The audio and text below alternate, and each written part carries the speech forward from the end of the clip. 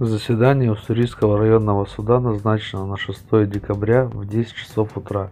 Будут в очередной раз рассматривать заключение медицинской комиссии. Решение возможно одно из трех вариантов. Оставить Александра Габышева в Уссурийске,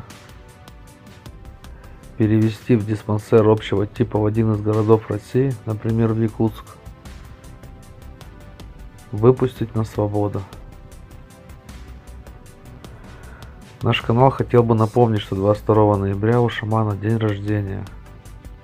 Обязательно в его честь выпустим видео или запустим стрим с видео. Желающие поддержать развитие канала, реквизиты под видео. Друзья, распространяйте данное видео. Спасибо за лайки и за комментарии.